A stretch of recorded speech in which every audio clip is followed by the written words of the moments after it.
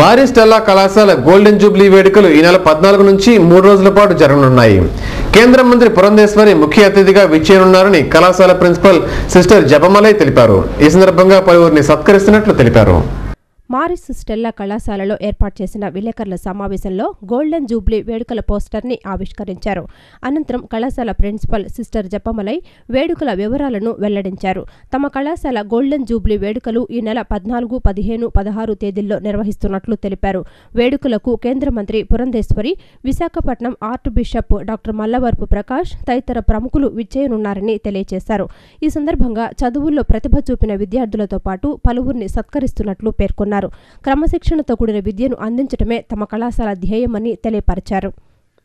16th July 2012 is the actual day, that's the foundation day of our college. So 50th year comes to an end that day, the final day. Dr. T. Purandeshwari, Honorable Union Minister for State Human Resource Development, Government of India, has given her kind consent to be the chief guest.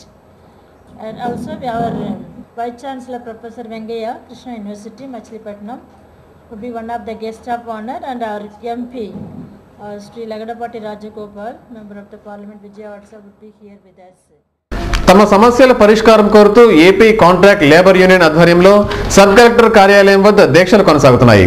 10 రోజులుగా దీక్షలు జరుగుతున్న యాజమాన్యం స్పందించకపోవడం పట్ల వైఎస్ఆర్ కాంగ్రెస్ కార్మిక విభాగ ప్రతినిధి విశ్వనాథ్ రవి ఆగ్రహం వ్యక్తం చేశారు. యాజమాన్యం స్పందించని పక్షంలో ఈ నెల 17న ముఖ్యమంత్రిని కలిసి సమస్య వివరిస్తామని ఆయన తెలియజేశారు. భారతీయ మజ్దూర్ సంఘకు అనుబంధ సంస్థ అయిన ఏపీ కాంట్రాక్ట్ లేబర్ యూనియన్ ఆధ్వర్యంలో జిల్లా స్పాట్ బిల్లింగ్ కాంట్రాక్ట్ వర్కర్స్ చేస్తున్న సమ్మె 10వ రోజుకు చేరుకుంది. ఈ సమ్మెకు వైఎస్ఆర్ కాంగ్రెస్ కార్మిక విభాగం నాయకుడు విశ్వనాథ రవి సంఘీభావం ప్రకటించారు. ఈ సందర్భంగా ఆయన మాట్లాడుతూ కాంట్రాక్టు కార్మికులు సమస్యల సాధన కోసం 10 రోజులుగా సమ్మె చేస్తున్నా విద్యుత్ యాజమాన్యం స్పందించకపోవడం దారుణమన్నారు. వారిని ఉద్యోగాల నుంచి తొలగిస్తామని బెదిరించడాన్ని ఆయన తప్పుపట్టారు. యాజమాన్యం దిగి రాకుంటే కార్మికుల పక్షాన 17న సీఎం కిరణ్ కుమార్ రెడ్డిని కలిసి పరిస్థితి వివరిస్తామని రవి తెలియజేశారు.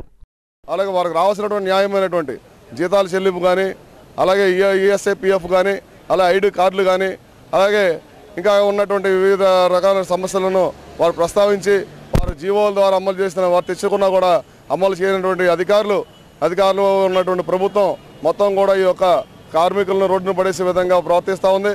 వారికి చేసేటువంటి పోరాటాలకి మా సంపూర్ణ మద్దతు.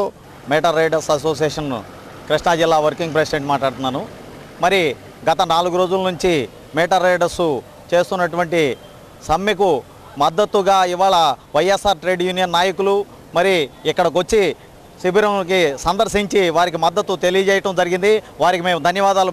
మరి మా న్యాయమైనటువంటి కోరికలను యాజమాన్యం నిర్లక్ష్య వైఖరితో, మొండి వైఖరితో ఉండటం వల్లనే ఈ రోజున మేము గత 4 రోజుల నుంచి రోడ్డు మీద టెంటేసి రిలే నిరాహారదీక్షలు చేయవలసిన అవసరం ఏర్పడింది. కావున ప్రభుత్వం దీన్ని గుర్తించి ఈ సమస్యను పరిష్కరించడానికి ముందుకు రావాల్సిందిగా మనవి చేసుకుంటూ ఈ అవకాశం ఇచ్చినటువంటి మీ అందరికీ కూడా ధన్యవాదాలు తెలియజేస్తున్నాను. ఈ ధర్నాలో ప్రభల శ్రీనివాస్, నారాయణ రెడ్డి, దుర్గారావు, ఖలీల్, టి శేషాచలం తదితరులు పాల్గొన్నారు. ఈరోజు లైఫ్ స్టైల్లో ఒక చిన్న టిప్.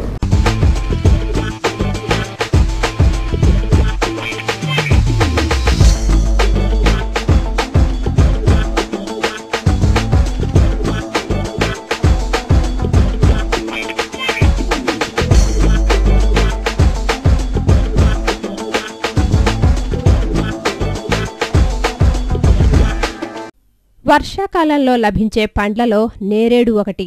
నీలవర్ణంతో నిగనిగలాడే నేరేడు పండు ఆరోగ్యప్రదాయని. నేరేడు పండులో విటమిన్లు, ఖనిజాలు పుష్కలంగా ఉంటాయి.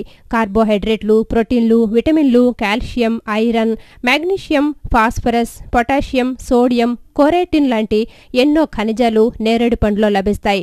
మధుమేహ వ్యాధిగ్రస్తులు నేరేడు పండు తీసుకోవటం వల్ల వారిలో షుగర్ లెవెల్స్ నియంత్రణలో ఉంటాయి. గుండె, కాలేయం పనితీరు మెరుగుపరచడంలో కూడా నేరేడు పండు కీలక పాత్ర పోషిస్తుంది.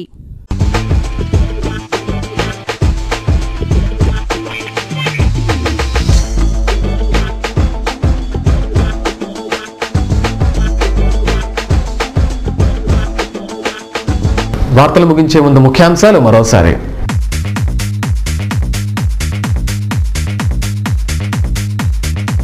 కొడాలి నానికి మతి భ్రమించిందన్న టీడీపీ నేత దేవినేని ఉమా తమకు సమాధానం చెప్పలేకే సభ్య సమాజం తలదించుకునే వ్యాఖ్యలు చేశారంటూ మండిపాటు.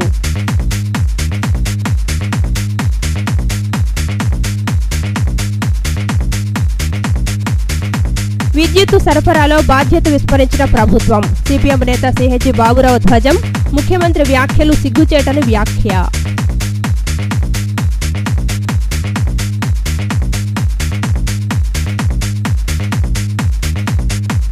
ఘనంగా ఆర్టీసీ ఆవిర్భావ దినోత్సవం. సంస్థ పురోభివృద్ధికి కార్మికుల సహకారం అవసరమన్న ఈడీ ప్రకాశ్రావు.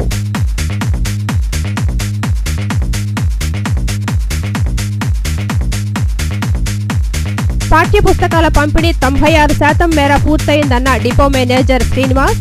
మిగిలిన 4% సిలబస్ మారటం వల్ల జాప్యం జరిగిందని వివరణ.